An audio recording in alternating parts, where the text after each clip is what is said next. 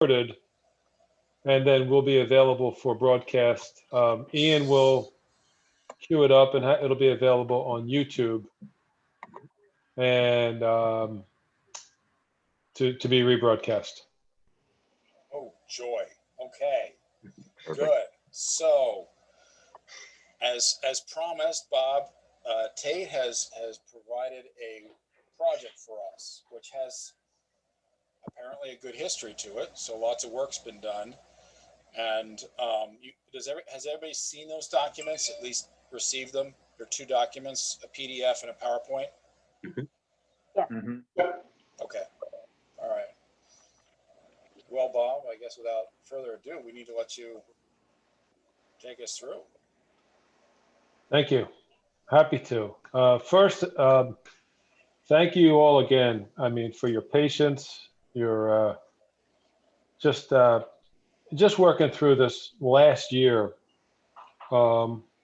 without any official board anointed projects last year, coupled with COVID and limiting our ability to even get together. It just was a really difficult year to kick off CARFAC. So here's hoping that 2021 is off to a much better start. With that said, yeah, hopefully all goes better. We still have some issues and concerns and struggles in the township. Amy's not here tonight. As I mentioned to Jay, I don't know if others of you have heard, we lost one of our public works employees this past weekend. Long-term employee, 20 years plus on the job. Amy's known him for 21 years. So she just asked if she could be excused from tonight's meeting. She was, it's still hitting people pretty hard. Anyway, on to bigger and better things for tonight. I can give you some backdrop on this project. So the material that I circulated was the culmination of what was started back almost 10 years ago when CARFAC was formed and given a number of specific objectives, one of which was diving into the pension and OPEB obligations and getting their hands around, A, what are they? And B, how do we fund it? And just a little bit of history I'll give you on that. About 15 years ago, the Governmental Accounting Standards Board made changes in the financial reports of government entities. And going back probably 15 years or more, the long-term pension and OPEB obligations were not required to be reported on the financial statements at their full value. Changes were made back around 07, 08. I'm a little fuzzy in the exact year. And governmental entities had to change how they reported these long-term obligations, which I don't know if anybody recalls or was paying attention back then, but the balance sheets of probably every municipality in the state of Pennsylvania, took a significant downward turn. And we all had to go through the process to get a full actuarial valuation of all the long-term pension obligations and the OPEB. And just as you know, OPEB is other post-employment benefits, and in Radnor's case, refers primarily to the healthcare benefits that are provided to employees upon retirement. So a lot of the work done early on was, what is our OPEB obligation? And working with our actuary and developing a number. Once we got to that initial number back in 2012, which at that time was about $53 million, OPEB was asked to come up with options on how do we begin to fund a $53 million obligation. And there were ideas put forth. There were a lot of alternatives discussed. And ultimately what we landed on was a multi-tiered funding plan. The problem was that there was not a specific source of the funding that was identified or agreed upon at that time. Under the old rules were, we called it pay as you go. I think we have roughly 100 or so retirees. And when we look at what it's costing the township each year to provide health care to those retirees, it's a big number. We're in the 4 million plus range to pay the health care for those retirees.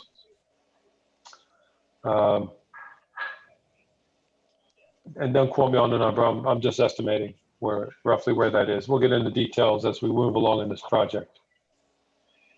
So in years past, the township would simply pay that obligation each month as part of the healthcare bill. That's called the pay as you go.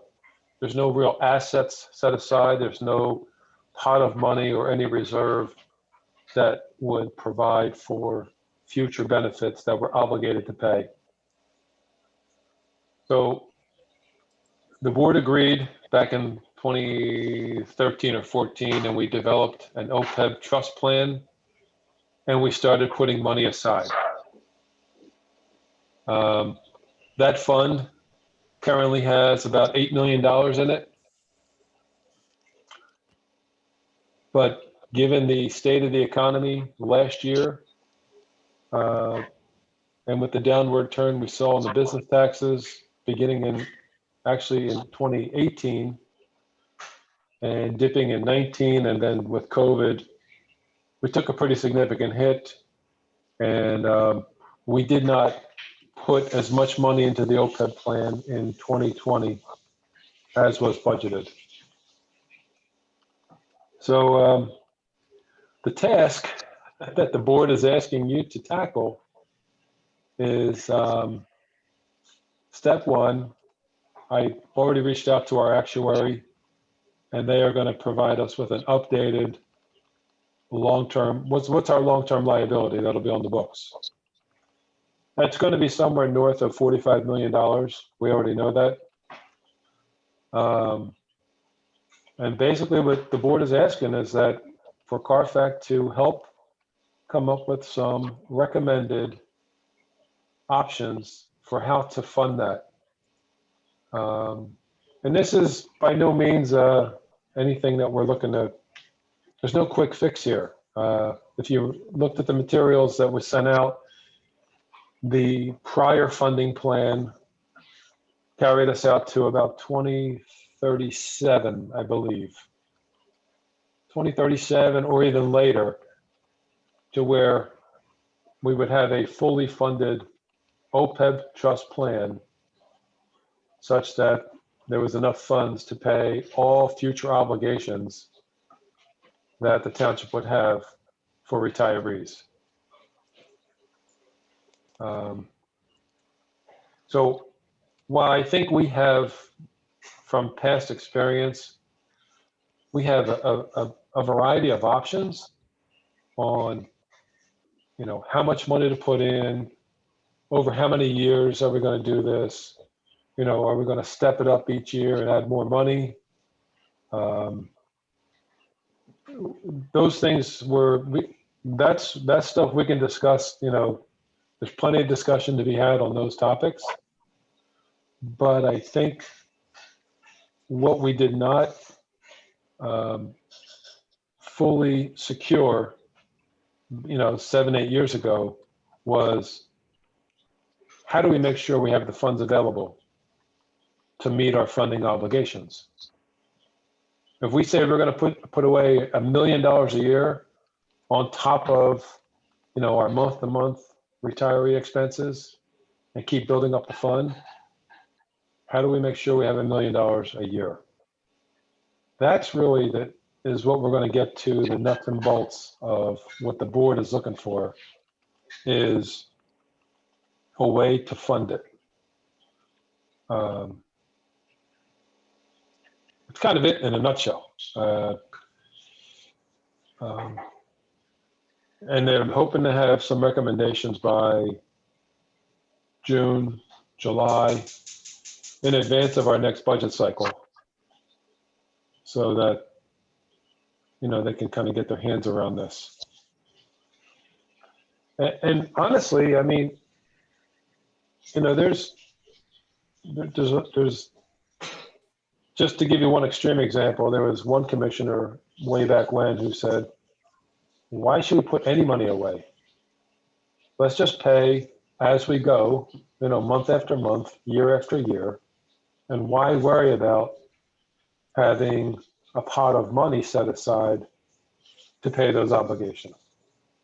You know, that was one extreme. That's not the route that was chosen. That's not the route that anyone adopted at the time. And we did begin about 2014, I think it was, putting away initially $200,000 a year over and above the normal premium cost and over and above the employee cost. And then the second year we ramped it up to 400, and then 600, and then 800. And then by the time we hit around 2018 and 2019, we, you know, revenues were tight. Business taxes were taking a hit, and we were unable to meet that obligation. So we did get off to a good start. We did set aside a chunk of money.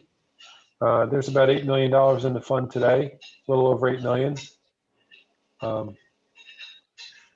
And I think our challenge, or the ask of the board, is to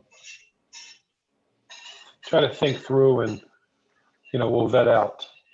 If we're going to put it, I have a couple. Yeah, go ahead, Rob. A couple quick questions. First, what are the funds? Where are the funds, and are they invested? Do they grow, or what's that aspect of it? Yeah, good question. The funds are with Bryn Mawr Trust. It is a trust fund, very similar to the pension. So once the money is in the fund, it can only be used for that purpose. The trust documents were developed and adopted, you know, 8 years ago.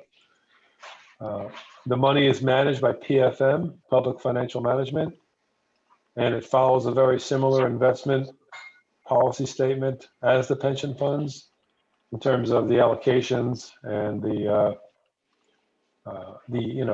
range of investments. The one really good thing that we did was the rate of return that we built in. We set it at 4.5%. So very conservative, 4.5% rate of return on all investments. And that's where it's been since day one, Bryn Mawr Trust. And can we get access to to review the performance of that and see how that's done? Sure, absolutely. Second question is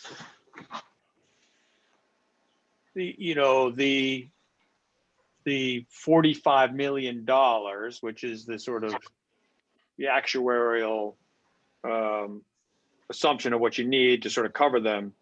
That's two pieces, right? It's income, money you need to put in, but it's also what are the factors driving the amount of money going out, which I assume is sort of contractually negotiated with the employees to some extent, whether with, I guess, the union employees, or I'm not sure about the other employees. And are there can we review the sort of assumptions that go into creating that? And, you know, is there ways to sort of, instead of 45 million, make it 40, right? You know, if you can change how you're providing that service, are there ways to sort of lower the eventual cost, right? Because it's money in or money out. At the end of the day, you can attack the problem two ways. That is something that we will work with our actuary. And at a future meeting, we can have them on once they're in a position to present to this group. There are a set of variables that they do work from that includes, so you mentioned the union groups. So the police union, their benefit is defined by contract. It provides for health care for, again, based on hire date, those hired before 2013 can retire with full family coverage. Post 2013 can retire with coverage for the husband and wife only. For the other union group, the public works guys and some of the clerical folks, their union provided for, again, it was tiered. If you were hired before 1990, you got full coverage for your family. From 1990 to, I think, maybe 2007, it was husband and wife only. From 2007 to 2013, it was the employee only. And any new hires into the union since 2013 or 1/1/2014 do not receive a health care benefit in retirement, as well as all non-union employees do not receive that benefit as well. Anybody hired after 1/1/2013, or actually, no, I'm sorry, non-union folks hired after 1/1/2010. So our actuary has all of those variables, all of those statistics, and all of the population. So bulk of the long-term is for the police union. Correct. Because the other stuff eventually, you know, that starts weaning off, especially if people hit, you know, the cost goes down once they hit Medicare and things like that. There's a bunch of other factors that sort of, it may be a supplement to Medicare, but Medicare takes care of a lot of that stuff at a certain point. Yeah, exactly. Yeah. So in fact, everybody enrolls in Medicare at 65, and then the township provides a wraparound coverage Right. benefit. So that would be for the police. Well, I guess the police primarily, unless they're 100 retirees. I guess you have to look at who's also in the. How many employees are there total? About 100 and current employees or retired on the healthcare. Current employees. Currently, we have 128 full-time employees. 45 are police, plus 46 counting the chief. So, okay. But the non-police employees, you're right. That is a finite population that will decrease over time, and probably in about 35 to 40 years, we'll be dealing with just police.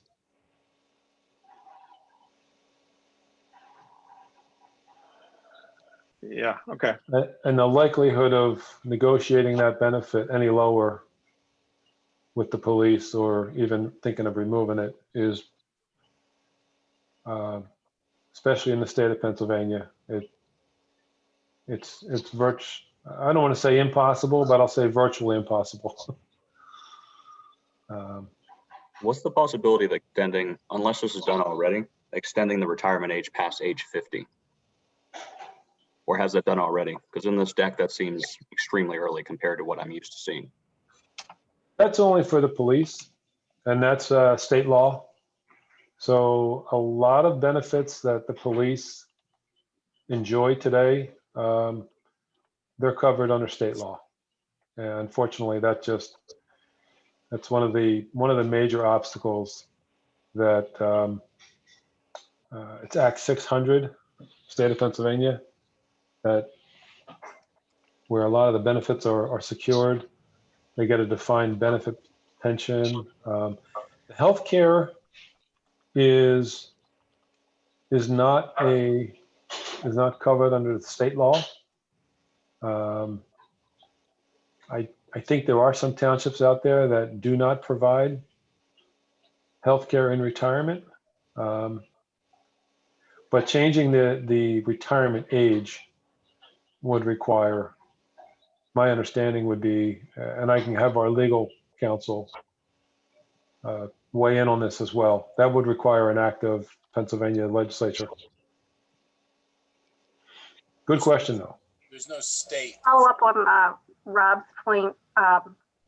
If we're going to have the actuaries come in, is there anything currently in place to do a review of the actuarial assumptions underlying the formulas that are, in place right now? And is that something that maybe we might want to suggest? Because I know that was the cause of a lot of public pension fund litigation back in the early aughts, was that folks like Towers Perrin were operating under assumptions that the rate of return on various things was going to be X, and it actually turned out to be X minus whatever. And municipalities were suffering huge shortfalls and struggling to come up with the difference. So one of the ways that maybe we could avoid that happening here is to periodically review and see whether the assumptions are holding true. Sure. No, great question. We do have a biennial actuarial valuation report done on both the pension and on the OPEB plan. The last one was done 1/1/2019. We're about to have an update done as of 1/1/2021. Typically, when they do an evaluation year, the report doesn't come out until September. But what the actuaries, what they do is they call it a roll forward. So they're going to take the as of 12/31/2020 for financial statement purposes. They do look at the employees, the number of employees, the number of retirees, the cost of our healthcare plan, and they just roll forward the valuation. It's kind of a quick roll forward. The full-blown valuation as of 1/1/21 is a more comprehensive, more in-depth report, and that's not the one we're going to work off of for our purposes.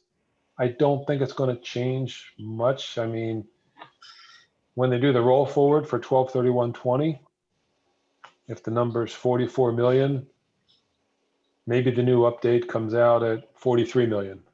I'm just guessing. Like we don't expect any dramatic change, but we can still have that report.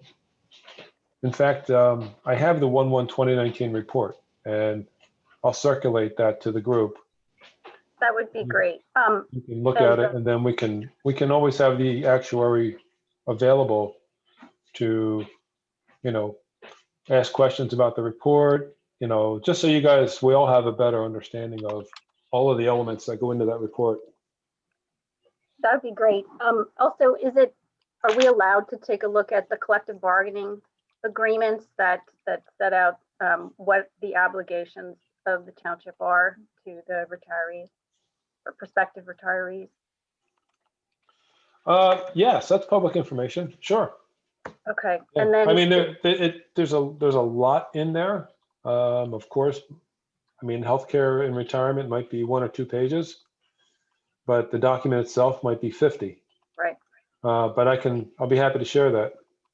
And then how many different agreements govern the pool of, I guess, current retirees?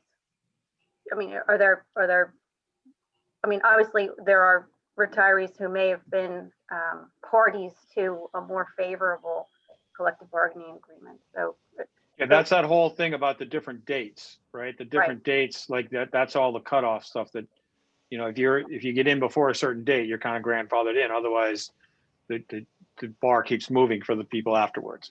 like, does it recite it in each subsequent one, or should we go back? How far back do we need to go? That should be in the actuarial stuff, right? Because each of those subgroups should be sort of, you know, categorized, because they're going to have a different cost structure depending on what they have available. Yeah, Right, the thing I wanted to see, because when you mentioned that we didn't, I think you said that the township didn't fund as much as it intended to. Does that mean that it didn't fund as much of the overage, I guess, that you were talking about, or they didn't fund what actually they were supposed to under the collective bargaining agreement? And if so, what would be the penalty for that? I'm not sure I understand your question. So it should, so the baseline medical stuff was all funded at the prescribed level, and we paid both the current employees, the retirement employees. We just reduced or eliminated the extra we were paying in 19, right? Okay, so the money going into the OPEB, correct? Yeah. Right. Right. You said it was, there wasn't as much funded as was budgeted last year. Correct. So there's 3 components. Think of it as 3 revenue streams that are going into the OPEB fund. Number 1 is the easiest. It's the pay-as-you-go. So each month, if our retirees are costing, I don't have the number, I forget the number offhand. It might be 30, let's say $30,000 or $40,000 a month. I'm ballparking a number. I'm sorry. $300,000 a month, 200 to 300 a month. We fund, that's funded in the OPEB trust plan. And then paid out of that is the benefits paid. That's the baseline. That will always occur no matter what we do, because that's an obligation we have. It's a current obligation that we have to pay. So that money it's credited towards the OPEB trust fund because we have to pay those bills. It kind of washes in, washes out almost immediately. Exactly.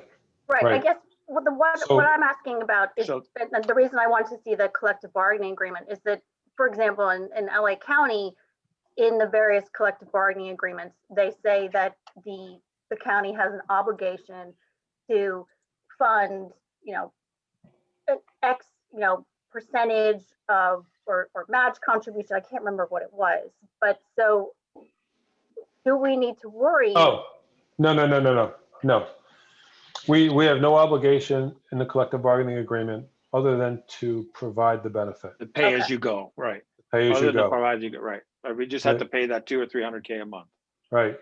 Electing to create a trust fund to accumulate funds to pay future costs is entirely an option.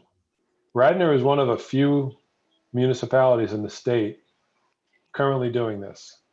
Our last several bond issues and bond refundings, in our call with Moody's, that's a big plus sign. That's something that they look at, and that's something that they view favorably for the township, and that we are trying to set aside money for these future obligations. So that has worked well in terms of our Moody's rating. Okay. Bob, I'm sorry, Emily, were you about to? No, you can go ahead. I can. Yeah, make- there's two, you said there's two other revenue streams. I would imagine it's additional contributions and then investment returns. No, good question. The second stream is what we adopted with the OPEB plan. I think it was, again, I go back to 2013, 2014, where all newly hired employees, whether they were police, and actually today it's all primarily police, whatever their annual required contribution, it's an amount calculated by the actuary that says, John Doe is hired today and we need to set aside X amount of dollars today to begin funding his healthcare in retirement 35 years down the road. That annual required contribution, or the ARC as they call it, that is something that we fund annually. So it's the per employee cost for healthcare. And it's a number that is, again, the actuary based on all the assumptions and all of the cost structure and, their projection for when the person retires.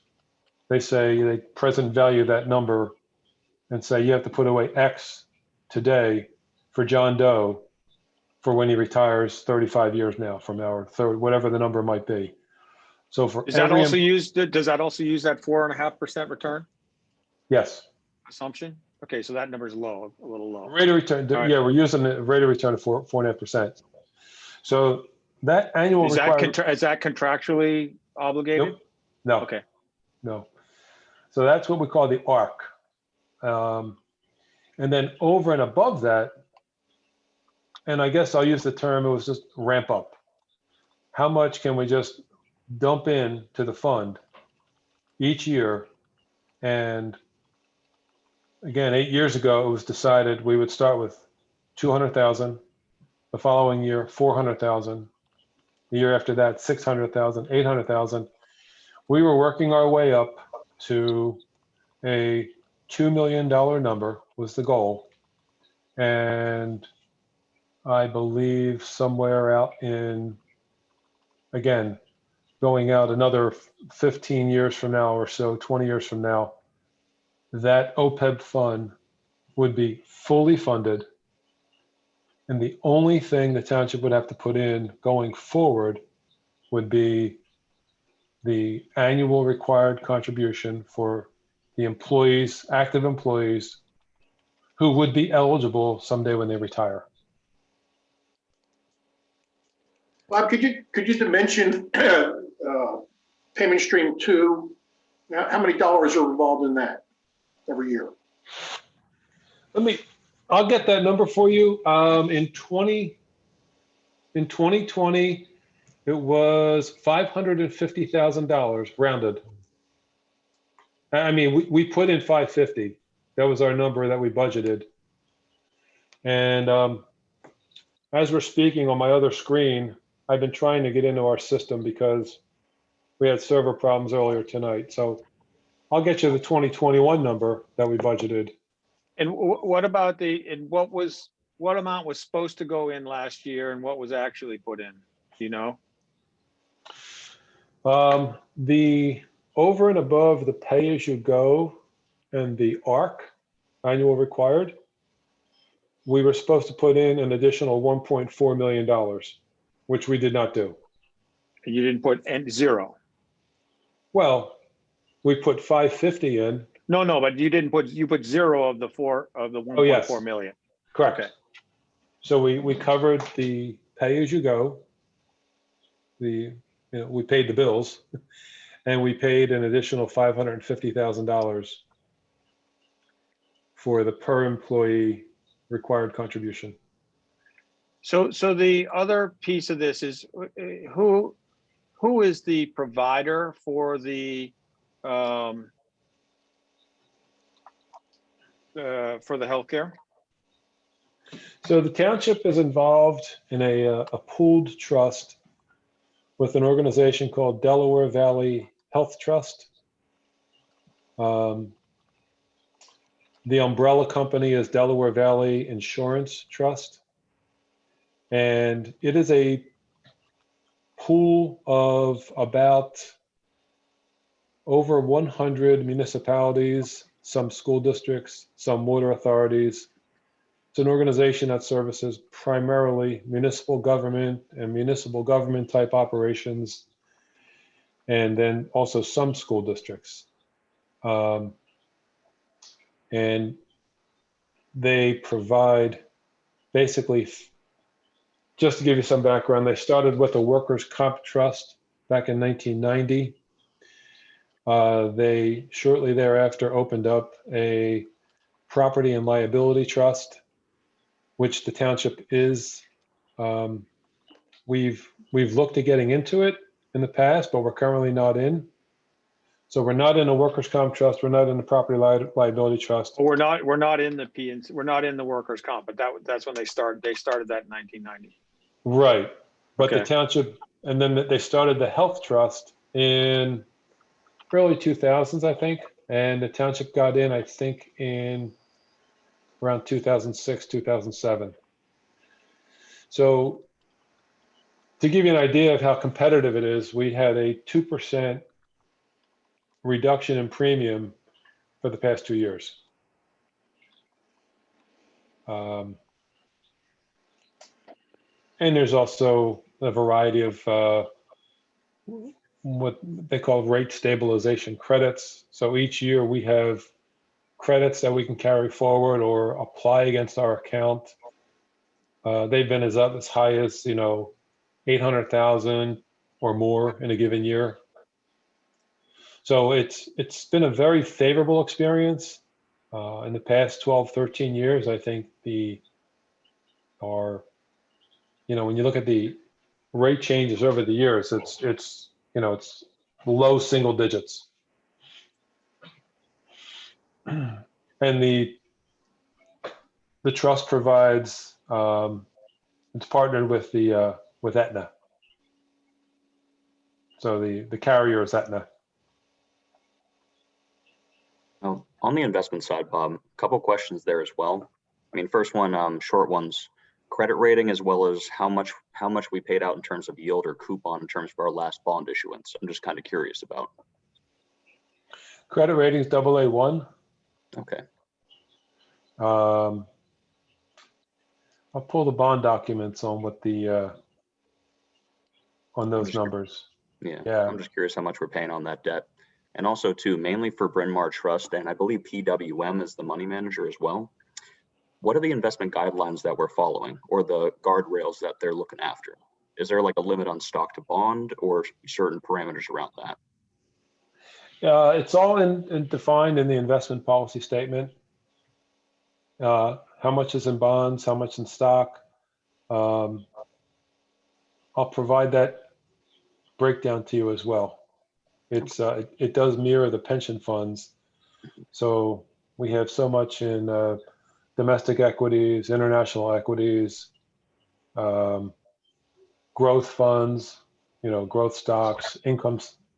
It's a whole range of investments, and they have target allocations for each. Can we revisit that as far as the OPEB goes? I mean, I think, as I recall seeing the numbers, 45% of the funds for OPEB is in fixed incomes.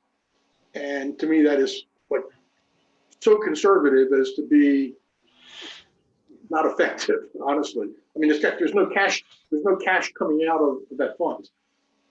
You're paying for everything as you go. So that board, Pat, to your point. It should have been 90% equities, 95% equities. Yeah, because it's a 20, 30-year obligation. Mm-hmm.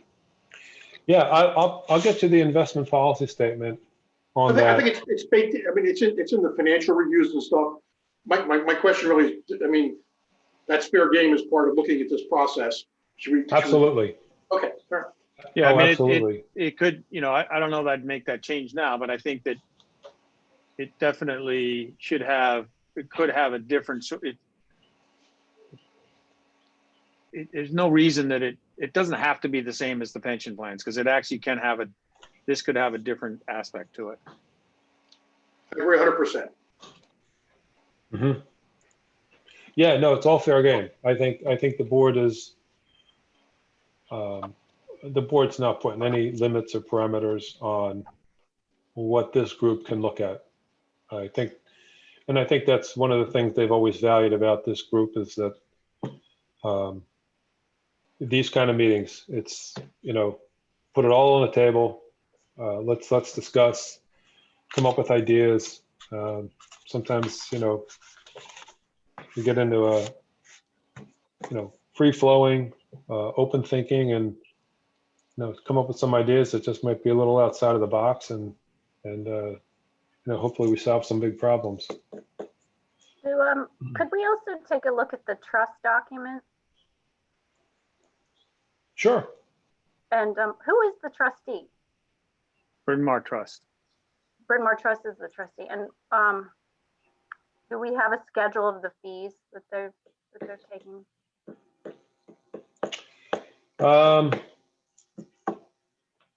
Some of the fees are, I see the monthly fee because we book it every month. I know exactly what the monthly fee is on the OPEB. It's those hidden fees that I might not see, but We can find those out, don't worry. Well, have they ever done an actual trust accounting? Trust accounting? Or is it just, do they just do informal by providing you statements and that sort of thing? Well, PFM is, again, public financial management. They serve, they're you know them? I know of them, yeah. I have some, I'm in the business. I know I have some associates that work there, or people I know that work there. Okay. So they have a couple of employees actually who are township residents. One of them is actively involved in with our bond issues, served as the pricing agent, and helped, when we go through any new issue or any refunding. There's another gentleman who is the investment advisor for the pension and the OPEB trust funds. He is someone who I would be happy to invite to a meeting like this. And he can probably answer in detail questions that we can't even think of with regards to OPEB. And then, Is there like an annual or quarterly investment review he does with somebody, or they do with somebody? Yes. Yes. Could we get copies of that, the most recent one? Absolutely. and then the way that the trust is structured, because there are the different tiers. For example, like do you hold pots of money in subtrusts, even if it's just for accounting purposes, or is it just held in one pot? So, for example, you might say that like retirement class, 2025 or whatever, and you know that they all have. You're estimating that these people will be eligible for retirement at that time, and they're subject to this particular collective bargaining agreement, and this is the plan, and this is how much you assume it's going to cost. So maybe that's held in a pot. No, it's not compartmentalized that way. Okay. So maybe would it be helpful if we're going to have the auditing? The actuarial firm come in. Would it also be helpful maybe to have somebody from Bryn Mawr Trust come in and go over, how the trust is managed, what the fees are, like how they review the investments and the returns, and that sort of thing. Yeah, I think that's not really what their job is. I mean, the as a performance trustee, it is, sure. But they're not necessarily. They may be the trust, but they're not necessarily the trustee. That there's probably a group of people of the trust. Well, trustees. So that's think- why I asked who the trustee was. So if the trustee is Bryn Mawr Trust, Well, Bryn Mawr Trust is the custodian. okay. Yeah, they sort of hold The- the assets in the trust and do the trust accounting. There may Yeah. not be the trustee. There's probably I, several other people that are trustees. I'll double check it. It may be the, Well, it'll say so in the trust instrument. So yeah. Yeah. It could be the Board of Commissioners, or it could be the Township Manager and another person. It's a combination, I think, at that level. I Not, think I read somewhere, Bob, it's in the township structure. That's yes. kind of directed that stuff. And saying that, I don't remember off the top of my head, but the pension funds work that way. We have a pension committee, and then we have trustee of the pension, which again is Board of Commissioners. I'll double check that for you and make sure, but I know it's not the outside third party. It's within the township.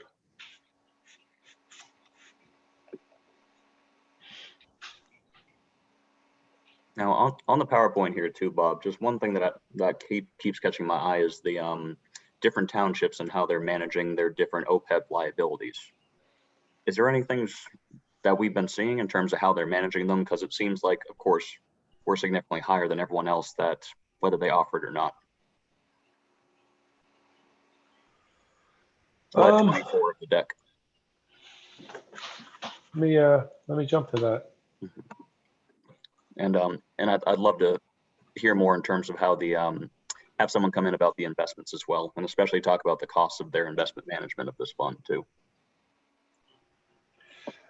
Yeah, and I apologize when you say the deck, is that the PDF? Oh, the PowerPoint. I think it's the PowerPoint. Excuse me. It's not in the PDF. Yeah. Okay. Okay. Slide 24.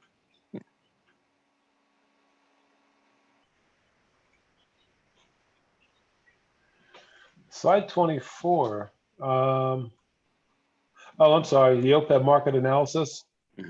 Exactly. Mm-hmm. Because I know we're in the minority of offering any OPEB, but then again, seeing the different townships and how even if they do offer it, have unfunded liabilities. Just kind of curious if there's anything that we can gain in terms of what they're doing as well. You mean if they have developed an OPEB trust plan? Exactly. Well, excuse me, maybe I'm misunderstanding this, and forgive me if I am. I thought this was anyone that offers different OPEB type benefits. Is this just different townships that have an OPEB trust? This No. looks like the amount of money that's out that's the unfunded liability. Mm-hmm. So why do we have 50 million in unfunded liability and that no one else does, or very few people do? No, Do they just not offer that, or have they been covering it up front? Yep. Well, color coding is a If little they're not difficult. offering it, Some of them are not offering, and some of them are offering it to the police only. I think that's when we look at the comparisons, their liability is either non-existent because they don't offer it, or much lower because they offer it to the police only. Whereas our plan, we have police and civilians. So, and again, in another 25, 30 or so years, the civilian piece will not exist. Okay. But does East Goshen not have any policemen? How do they not have any liability? It could be that they don't offer it. That's But that then goes to the issue of, do we have to offer it? no, we don't. Which is why we were able to negotiate it out of the non-uniform contract back in 2013, and all employees hired in the non-uniform plan, the non-police plan, after 2013 do not get the benefit. So we are carrying the pre-2013 hires, until, through to retirement, and but no more new ones accumulating in the plan. On either side. Well, no, the police have Police it, are still, and the police have it for the officer and spouse only as of 2013. but this would sort of imply that East Goshen doesn't offer that. Yeah, I don't recall specifically. I just know that Radnor has been one of the more generous out of this population who we were looking at. We were Okay. trying to find some surrounding communities as well as some similarly sized communities over in Bucks County. If the policemen are already paying in partially to their retirement, is that something that we should examine for OPEB as well? How so? You mean, I should they saw pay that into they it? contribute or it's looked like 2%. The police union offers 1% for a total of 3% for the pension. But is that something that we should look into for OPEB in order to help reduce that liability? That can certainly be brought up when it's time to negotiate for a contract renewal or contract extension. I think that's not for another couple of years. Current contract goes out to 2023, I believe, or 2024. But certainly, this is exactly what we did 9 years ago, and CARFAC proposed, can we change the benefit with the non-uniform folks? And that contract was up for negotiation, and Township was able to remove that benefit for future hirees. Whether we could have police agree that all new police hires will contribute something to an OPEB plan, it's fair game, fair discussion. That's been something that's been, in terms of talking points and things to debate over. That's one that's always on the list. Hasn't gotten traction in the past, but it's on the list. Yeah, because I mean, even if they contribute some portion of that arc, that changes the dynamic a little bit, right? Oh, it certainly does. It certainly, because once it's locked in and guaranteed, the actuaries, recalculate, and we're now funding to a number that certainly lessens the burden on the township and the taxpayers. So we're putting in about 12 grand a year per cop for those benefits in the arc. Because you said the arc is 550,000. That's only police. Let me pull up a workbook. Yeah, I'll pull up a workbook, and I'll give you a little more precise number here.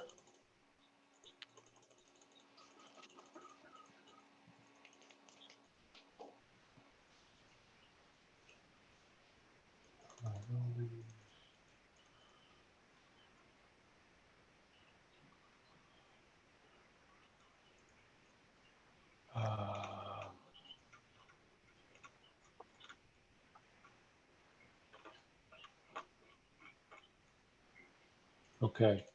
I don't have an average. I mean, There's 46 police officers, 48 with the chief or whatever, right? It was $550,000 a year.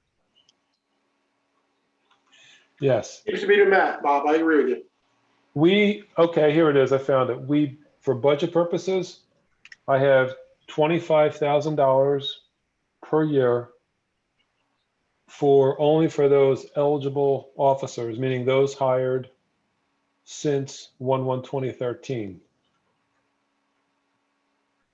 And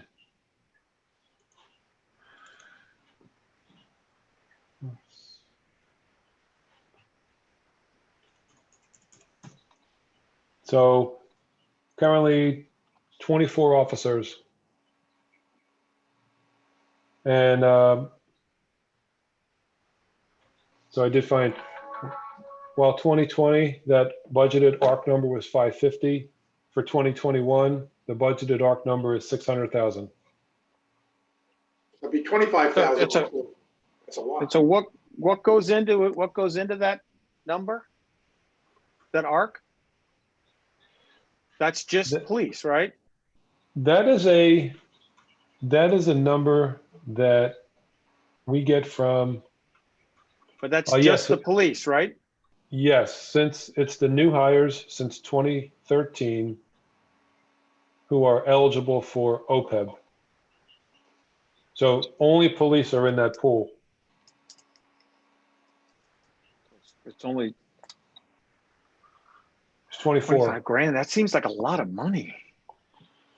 I bet you if you offered those guys 10 grand a piece, they'd say, get rid of this long-term benefit for me. No way. The value of healthcare when you retire, if you can retire at 52, 10 grand, give me a 10 grand raise right now, every year. right? And I'll forego that. 25 grand a year, Bob, that's a fortune, man.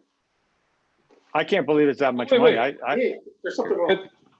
Wait, that's putting $25,000 a year to pay for healthcare coverage. That's going to cost about, well, it could cost. Well, I don't know the future cost. I'm projecting, but 25,000 is it's a pretty good average. Our full family coverage is running 30 grand a year. Our coverage for a husband and wife is running about 20,000, 21,000. A single person is 13,000. So putting away 25, it's a little on the healthier side, but we have to assume that we might have people retiring. And by the way, But you're also, but you're they're going to be working. They got to work for how many years? 25. 25. If they start when they're 25, Mm-hmm. they're at least 50, right? When they retire, Mm-hmm. it's only 15 years till Medicare, right? Mm-hmm. And you said that the rates are only going up 2% over the last X number of years. Mm-hmm. We're earning 4% on that money. So theoretically, our assets are going to grow faster than the inflation on the healthcare, and you're going to pay for it for 25 years for something you're only going to use for 15 years, because once Medicare kicked in, that wraparound thing can't be that expensive, right? Because Medicare takes a lot of that out of the picture. It just Right. seems very, very, very healthy. Somewhere in the background stuff, there was a statement made that the healthcare inflation was 6%. And if we got healthcare inflation at 6% and we have an investment return of 4.5%, you can't save fast enough to get there. Is that part of what's driving that number, that 550 number, the ARC number? Could be, but like if you get a more reasonable return number, you might get closer. 6 is not an unreasonable number for the investment return. It shouldn't be 7 or 8, but 6 is reasonable. Healthcare was 6, and I think. I know. I'm just saying you should, instead of 4.5 on the investment, you should be able to get 6. I agree with that. Yeah. Right. So that should be equal. Mm-hmm. It also depends on the objectives that our pension and investment managers have too. Because if they're tied to those guardrails, then that'll limit them from getting more upside, which is what I'm curious to have someone in for personally. Yeah. Okay. Well, the actuary is actually, I mean, from the outset when they started doing this, and then every 2 years updating, they'll be tremendously helpful in going through and explaining the impact of the 4.5% rate of return, the assumed rate of increase in healthcare costs, and then looking at looking at the base of employees and where they expect them to be when they retire and at what year, we'll adjust that number. But if we're erring on the high side, it's only going to help our funding plan and maybe reduce because once our new valuation comes out, we'll know the number that we're targeting. We'll know the number that we're going to build towards. So maybe the ARC, or the annual required contribution, or what we also call the normal OPEB cost, maybe it's not 25,000. Maybe we can reduce that a little bit. And have the police maybe pay in, or other people pay into it as well. Sure. Minorly could help too. Absolutely. It's all fair. It's all fair game for discussion. Bob, is there any analysis that the township has done to try to compare what our policemen make entire package, salary, pension, OPEM, benefits, to compare that to somebody else? Is there a study like that somebody does? No, I've seen salary surveys that compare base salaries, that compare salaries by your grade, whether sergeant, lieutenant, chief. Right. But the problem that what I've seen is that every municipality has a different contract, and every contract is unique and has different benefits baked into it. Mm-hmm. I will tell you, our policemen have a very generous, it's a very generous, healthy package. It's always been that way. I mean, it's something that the administration inherited way back when. Sure. And I think the one thing that past manager and Bill White, our current manager, one of the things they do is that they do so well is, we have great relationship with the police. We've had several contract extensions in the past 6-7 years. And, the items that we were discussing and negotiating on it was easy. It wasn't contentious. It wasn't, we didn't have to go to arbitration. Things were solved pretty easily. And, the annual increases were, I think, very conservative. So they're not asking for anything outrageous. The police aren't coming forth with requests that are unreasonable. And the difficulty is, I mean, we all admit that taking something away is just, it's quite challenging. No question. You go into a negotiation and say, hey, I want you to chip in, 3% to your OPEB trust. Okay, fine. What are you going to give us? Do we offer high deductible type of plans with Yes. those kind of programs? Yes, great question. So we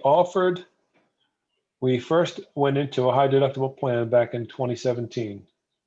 All of our non-union civilian employees, of which there's 22, 23, 24 maybe, all of them immediately went into the plan.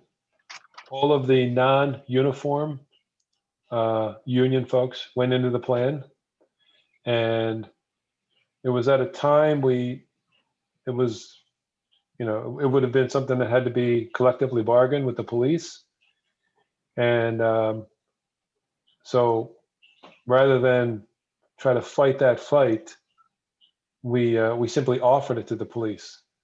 And since rolling it out, we've had several police officers each year. The enrollment goes up and up, especially with the younger guys who get hired. I think they look at it differently. and they see it as a savings and an investment tool to have a health savings Then account. as part of that, there's a health savings account, and does the Yes. township contribute to that? We help to fund the health savings Okay. account. Yes. Right. All right, well, that's one of the reasons you're keeping your premiums from going up a lot. Makes sense. Yeah. How Well, much So you especially when said, you get it, just got so I 2%. understand, what? we actually had a 2% reduction in the premium cost from 18 to 19, 19 to 20.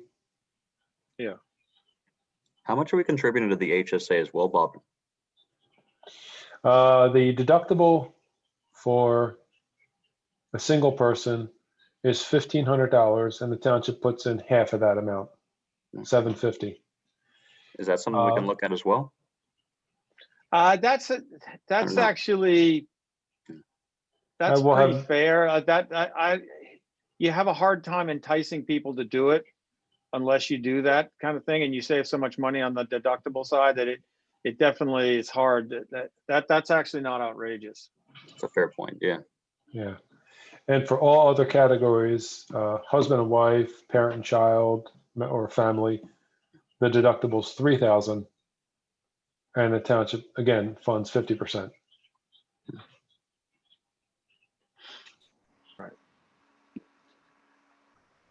All right.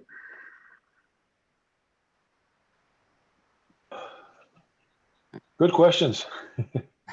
Actually, just one last question to make sure I'm on the same page with you all. In the deck, this was done in 2013. Most of these implementations have already occurred. Is that safe to assume? I don't have as much of the history as you all, so want to make sure I'm contributing effectively. No, good question. The formation of the trust fund, that was accomplished. The pay as you go, of course, had to be a part of that, but then funding the normal OPEB, the annual required contribution per the employee, has been accomplished and continues every single year. And then the over and above ramp up, the 200, 400, 600, 800, up to $1 million, was occurring every year until 2020. So all of the elements of the plan were working just fine up until 2020. Two of the three pieces are continuing and will continue as we go forward. Yep. It's that big chunk that, just financial constraints, revenue decreases, that we were unable to put in the over and above money. So, the good news is the fund will continue to grow incrementally, by doing what we're doing, by putting in the normal cost. $600,000 in 2021, plus, the investment earnings that we realize. And again, I think whatever other form of contribution, it's quite possible. One of the recommendations could be is that, do not overfund this plan. There are townships out there who say, why bother doing that? We'll just budget every year for our retiree health care and pay that retiree health care, whatever that is. Radnor elected for, to develop a fund. For financial reporting purposes, it certainly helps our financial statements look better. When we're reviewed by for our bond rating, it bodes very well. And for those reasons, I can tell you that the board, I don't want to speak for anyone in particular, but the board in general has a desire to continue this. But they need some guidance and help. And, it's great to say, hey guys, put away $1 million a year. Well, that's one half of the equation. The bigger part of the equation that they want your guidance on is, how can we do this? Where will it come from? You know, where's the money allocated from? How do we fund it? So that's coming out of 2020 and COVID and businesses shutdowns and decreasing business revenue is kind of put a spotlight on this topic, and here we are. That makes total sense. Thank you, Bob. Oh, you're welcome. Sure. So if I'm just to summarize, the idea is to sort of get our hands around what's currently in there, what the current amounts are, drivers for what the actuarial amount is compared to what we actually have, and just try to understand that the scope of the unfunded liability, and then go from then to find what, figure out ways to pay for that. Mm-hmm. That makes total sense. Yes. Yep. And as far as the documents, I was kind of keeping a tally here. Copy of the OPEB valuation report, the last one done, 1/1/2019. Copies of the collective bargaining agreements. I'll send those in pieces because we have a base agreement and then we have some extensions. So for instance, the police contract might be in like 3 parts, or the rate, by the way, the other union is called RATE, Radnor Association of Township Employees. So I guess for, purposes of describing, we'll refer to police and the rate union. And then we have also the non-union folks. So I'll get you the CBAs. I'll get the investment policy statement for the OPEB. And along with that, the trust document. And I'll get you the last quarter's report from PFM. That's one big report that has the pension funds and the OPEB. It's multiple sections. But if you're interested, I'll send you the whole thing that has the pension. For police pension. Yeah. Okay. I'll send that whole report. And I'll clarify who the trustee is. That'll be in the trust documents, but I'll just so we know. Last actuarial report in that discussion. Could we have that? The last actuarial report for the OPEB money? I'm sorry, liability. Yes, that's the first one I mentioned, the OPEB valuation. That'll be 1/1/19. Okay. And then by mid-March, we'll have an OPEB roll forward valuation. I'll send that out to you when that comes in as well. So you can see what the updated number is from the actuary.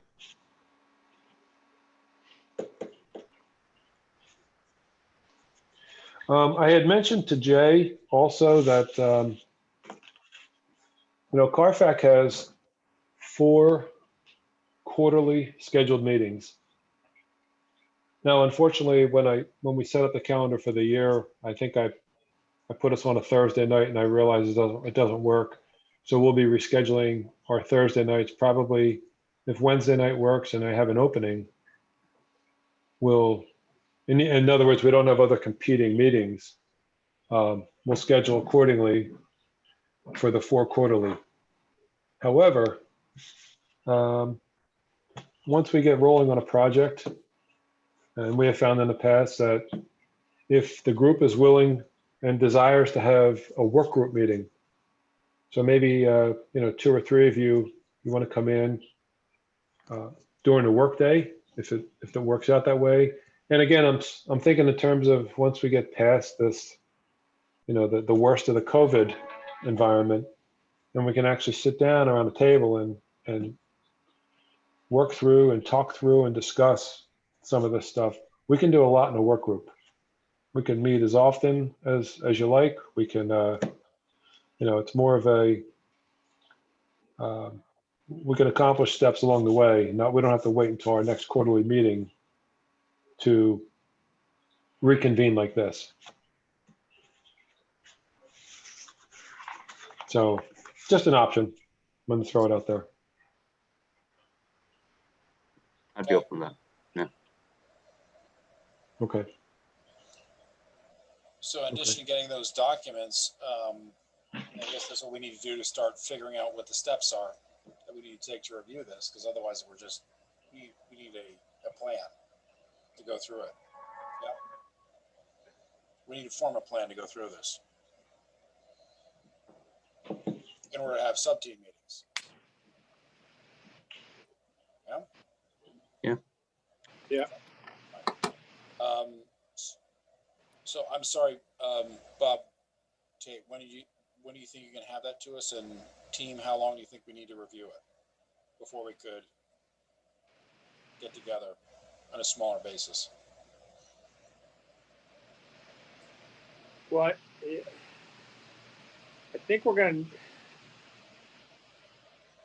to need to understand the factors that are driving the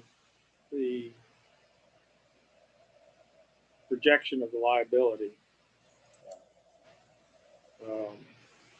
And I don't know if we'll be able to glean that out of all the information. Maybe the OPEB valuation, potentially. All right, let me agree. Let me take another tact on this. What do you think, Bob Tate? What's the date that all this is due? When do we have to get back? Well, let's find an outward point and work backwards. okay. We should target, I'm going to say, between mid-June and mid-July. Let's say July 1, just to target a date. July 1, we want to be ready to present to the board your plan for funding OPEB.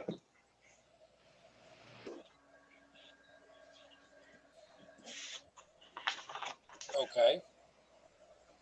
Would it be possible to get the actuarial firm to attend even a Zoom work group? Not possible. To have the actuary participate? Right. So after I've had a chance to look through the old one and any other documents that you circulate, maybe, I think in the beginning you had discussed having them come in and answer questions and giving us a better feel for. Sure. Does that Sure. work for anybody else? Would you like to do that? Yeah, That works for me. The only major thing I have is my first son's going to be born mid-February, so need a couple weeks at least. So I'm delighted. But, yeah, but Congratulations. give me 2-3 weeks at least. But otherwise, I'm used to working on a lot of stuff under pressure. So looking forward. Nice. Little Teddy Nice. though. Yeah. Congrats. That can be arranged, Emily, to answer the question. That we'll certainly set it up. It'll just be a matter of coordinating schedules and getting them lined up. So the hard part might be is we might have to pick 2 or 3 dates that we can all agree on, and then we give an option to the actuary which one works best for them. But I agree that could be a couple months out, because I think or sooner. It's up to you guys. I think getting this information and reviewing it, it's a lot. It's going to be a lot to really digest. I think maybe having a couple work group meetings in the interim, so we can maybe kind of dissect and cut through some of the material, just so everybody kind of gets a better feel for the lay of the land. And then we bring in those folks. So I think everyone's in a little better position to, ask some questions that'll be really helpful. Yeah, we have to know what questions they even ask. You're right. Yeah. I find I'm kind of working through the same thing in a lot of ways with some of this information. But I think, Rob, to your point, you know, what goes into it and understanding all the pieces, it is a giant puzzle. You know, it's active people who are eligible and under, you know, which benefit plan are they? So just as an example, we have some elderly retirees in the police plan who retired, whatever, say 20 years ago, and they're still getting prescriptions filled at $1.50 or $2 or $2.50 per prescription. That was the nature of the collective bargaining 30 years ago. You know, they come in and they say, well, we're going to change the health plan. Okay, we have to up your prescription costs from $1.50 to $2 or $2.50. So we currently have probably 15 or so active health plans. Now, of course, the numbers are diminishing and the older ones are, you know, fading away and dying off, but the actuary has that many plans with, you know, the various cost, you know, premiums per plan, and then what's the enrollment in each plan and what's the age of these people. So I hate to say it this way, but the good news is with attrition and death, a lot of the higher cost premiums are going to start falling off on the back end. And going forward, we'll be working with probably two plans, a high deductible health plan, and then a fully insured PPO plan that's built on one platform that we haven't really tinkered with in over 10 years. Yeah, I just, looking back at some of the comments that Tony and Rob had, just from experience, I would be very careful about even suggesting trying to adjust the benefits for at least some of the older police, because part of the thinking on their part is that they agreed to a certain salary going in with the understanding that they would get the gold-plated plans upon retirement, and for their families too, for the ones that are eligible for that. And it causes a whole lot of hard feelings if you start to tinker with that. We don't even go down that road. Right. For retirees, if you're retired in a plan, we cannot tinker with the plan. Like you're locked in, you're retired. I'm not aware of how you open up a collective bargaining agreement for a retired employee. I don't think it happens. So once they retire, you're locked in, you know, until death. So that's an absolute. The current employees, those active current employees, the most tinkering we've ever done was introduce a high deductible plan in 2017. But I agree with you. I've in a past life, I've worked, you know, in the private sector, and we did that every year. You know, we're going to raise this deductible. We're going to, you know, your hospital stay is $100 now, or it's up to $500. Your prescription costs are going up. We don't do any collective bargaining on that level.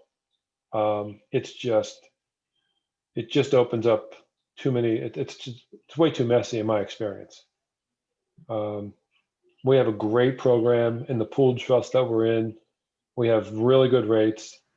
So when the next iteration of a high deductible or some other venue of offering healthcare comes along, we'll explore that. But plan design, no, it's locked in. Thanks. All right. Well, so I can get this information started tomorrow. Friday's going to be a little bit of a tough day, though. We do have services for an employee. We're going to have a lot of people in and out. former deceased employee. But I would, realistically, Monday or Tuesday, you'll have everything. I'll start sending stuff out tomorrow, and what I don't get tomorrow, you'll have it all by Monday. Okay, so we should, I guess, as a group plan to get together, Zoom or in person, whatever the preference is, or both, in 2 weeks after we've had a chance to look at everything. Yeah. Sounds Sounds good. good. Yeah, and I'd say Zoom. Okay. So, great. When will this be recorded and posted so that we, Bob, you said shortly so that we can get the minutes together? Right after this meeting, you can see we still have Ian, who's behind the scenes managing this. I believe this is by tomorrow. This is on YouTube. It'll be posted tonight on YouTube. Faster than I thought. Thank you, Ian. Okay, great. So we'll look for So those. just one Go ahead. one quick question so I can just get my head around this. I mean, we can kind of go through all the nuts and bolts and try to understand, what's in the estimate, how much is in the plan, how much we think that other ways we do it. The charge of finding funding is a whole different kettle of fish, and that seems like the recommendation that you're looking for, which that's a whole different deal.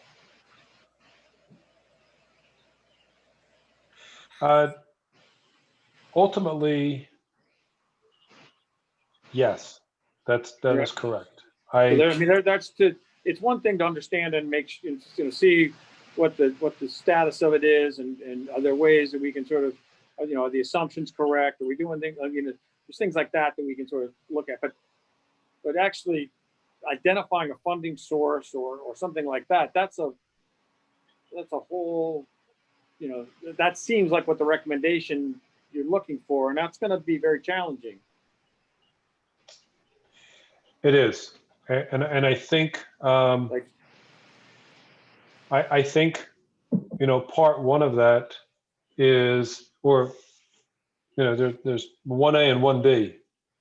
1A is we propose that the township put away X amount per year over the next 25 years in whatever fashion, a big initial sum and then a fixed amount over the years, or we can play with those numbers.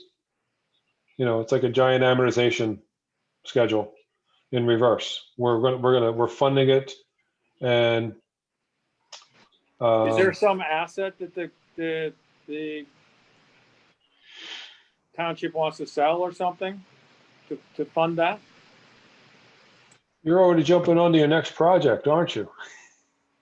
Well, no, I'm just wondering because, there has been discussion, and the township has given us authorization to go out to RFP to engage a professional firm, maybe likely an engineering firm or some other specialty firm, who can provide us a full evaluation of our sewer system.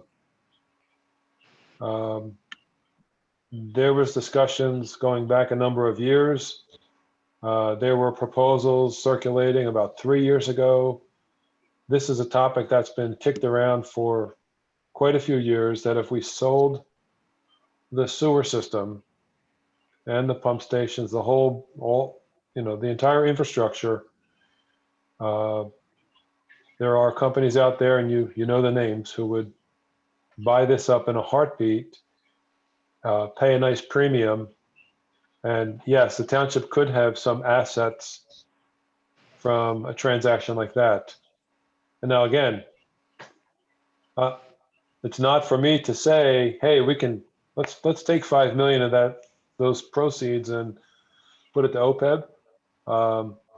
there will be extensive conversations and discussions on the use of any such windfall of proceeds. Well, that's it, Bob. I mean, it's going to be competing for funds because there's capital infrastructure that has to be done. It's always going to be, as soon as there's money, there are projects, right? So, what's their appetite for this? I mean, where does this rank in the must-haves? Contractually, we're obligated in some respects, but just globally, we can present options, and then But at a certain yeah, point, it's going to be, well, we don't like any of your options. well, I think I'll compare this to the stormwater. As you all know, you have a stormwater fee was introduced. Again, I don't forget the year exactly. It's been around for a number of years. We're collecting money in a stormwater fund to do projects, and in the past couple of years, the manager and the engineer directed, get your heads together and come up with a list of projects. Well, that was done. There's a list that's somewhere between 55 and $60 million of stormwater projects that can be done. The good news is we just met with the board, and there's been discussion and some momentum to tackle roughly $15 million, a combination of money that's currently in the fund, money we'll be collecting over the next couple of years, as well as borrowing, and tackle some significant projects over the next 3 years and start to chip away at this stormwater problem. So this is a similar, I compare it to that because it's a big issue. It is important. The board does have an interest in addressing, and I think what they're looking for, again, if we lay out, here's all of the problems or all of the challenges we have, and it kind of gives them an opportunity to sit back and say, all right, hey, it is what it is. How do we meet these funding obligations? What can we do? Carfax recommending X. This may put a little more pressure on them. Can't hear you. Can you hear me Bob, now? can't hear you. Can you guys hear me? Yeah, a little bit. You kind of glitched out. Faintly, yeah. Glitched. It's okay. Let's try again. I think what is. No, can't hear. Hang on a second.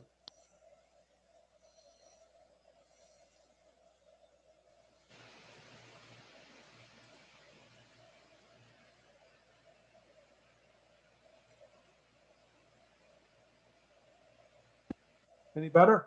Yes. Yeah, there we go. Okay. Maybe these are dying.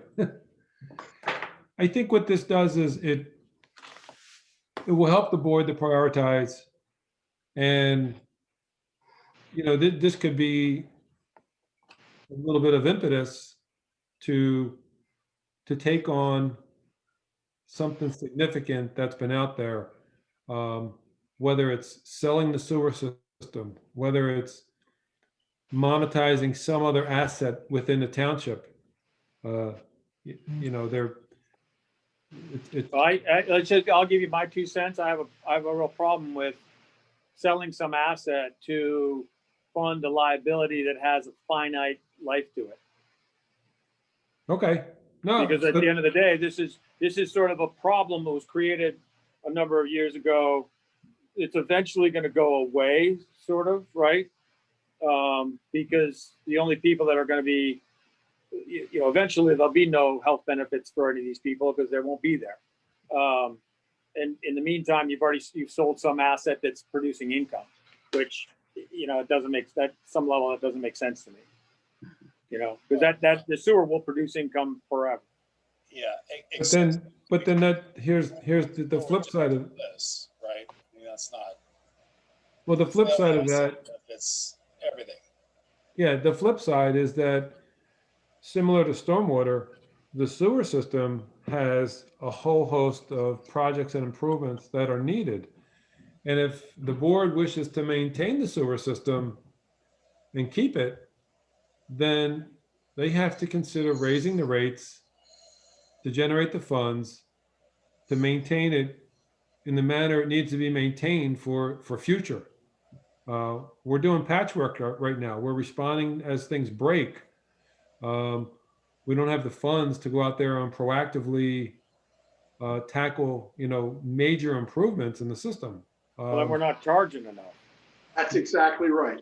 Thank you. We're gonna raise the taxes for it. And the problem is that we can We'll sell raise it. raise the We're gonna sewer sell rate, it, not but the then tax. they're gonna jack up the rates anyway. So, Yeah. it's like, it just has to be managed. I don't know who manages that, but there's gotta be an assessment of that and see, if it's been not done. if we're not putting enough, if we're not putting enough money in to cover the depreciation of the asset and to maintain it, then you're not charging. That's simple. And to Rob's Exactly. point, if we sell it, we're just paying someone else's profit as well, which adds to it. So The sewer another cost rate, that we'll need to pay. yeah, the sewer Okay, rate, so we're gonna meet again in 2 weeks. yes. All right, thanks. I took some notes. I'll share them with you, Jay, and then we can see where we are from there. Thank you. Thank you very much. All right. Great. Thanks for organizing us, Bob, Jay, appreciate it. See what we got out. Sorry Yeah. for the false starts, but we've had almost a 2-hour meeting, so certainly appreciate all your time, certainly this evening and for what we're about to do. All right. Thank you, guys. Thanks, everyone. Congratulations, Liam. Thank you, Emily. Yeah, Liam, nice to meet you. Congrats. Nice to meet you all. Looking forward to these projects. Talk to you soon. Thank you. Bye.